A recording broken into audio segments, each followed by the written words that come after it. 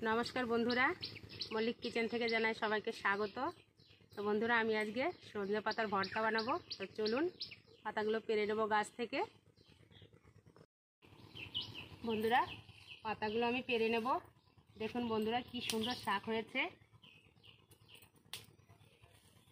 এই শাকের খুবই গুণ আছে, যাদের হাই প্রেশারের শাকগুলো খেলে খুব ভালো হয়, প্রেশার অনেকটা কমে যায়।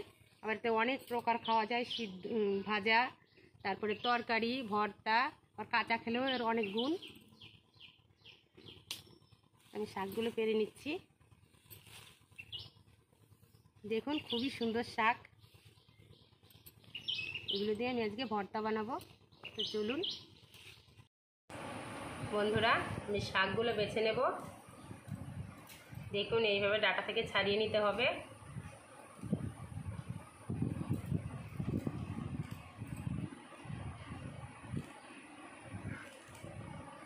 উপর নিচটা ভালো করে দেখে নেবেন, কারণ এতে অনেক পোকায় বাসা বাঁধে।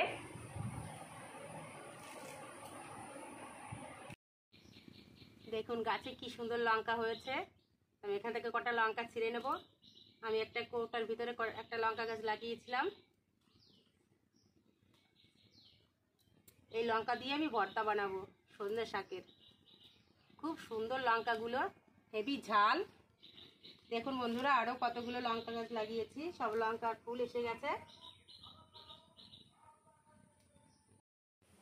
শাকগুলো আমি ভালো করে ধুয়ে নিয়েছি। এখন আমি জলে দিয়ে দেবো, সিদ্ধ করে নেব একটু।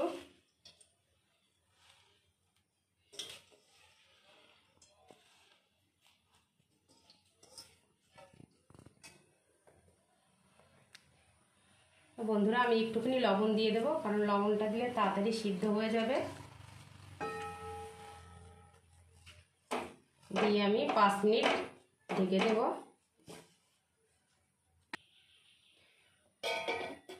ঢাকা দিয়ে দিলাম। হ্যাঁ দেখুন বন্ধুরা শাকগুলো সিদ্ধ হয়ে গিয়েছে।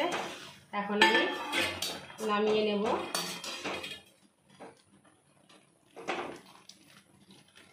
কি সুন্দর জলে কালার হয়েছে। জলটা ঝরিয়ে নামিয়ে নেবেন।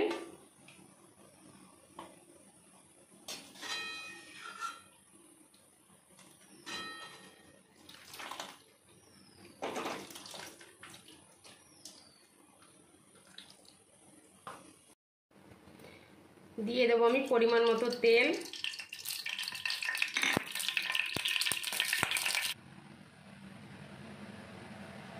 দিয়ে দেবো কালো জিরে,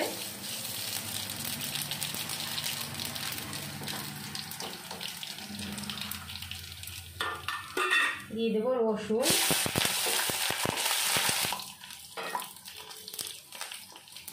এবার শাকগুলো দিয়ে দেবো।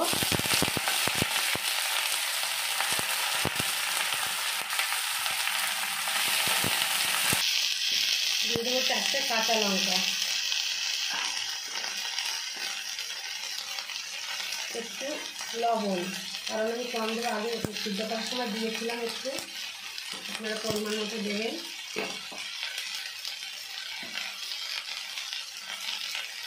দিয়ে দেবো একটু হলুদ গুঁড়ো,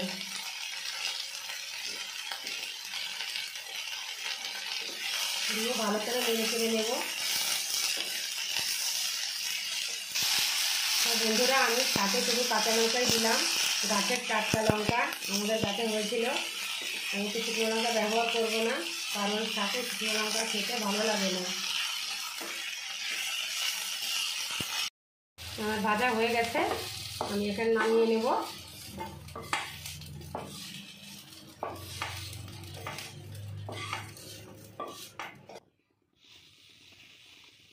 শাকগুলো আমি এখন বেটে নেব শিলনোড়ায়। বন্ধুরা শিলনোড়ায় বাটলে খুব ভালো লাগে খেতে। আর এই শাকের প্রচুর গুণ, আপনারা তো অবশ্যই জানেন, আমি নতুন করে আবার কি বলবো। প্রচুর গুণ আছে এই শাকের।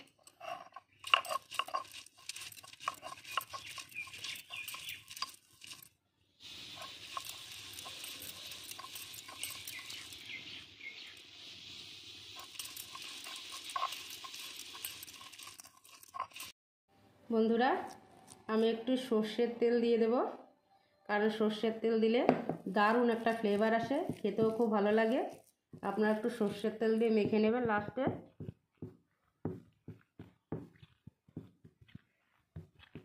আমার ভর্তা রেডি।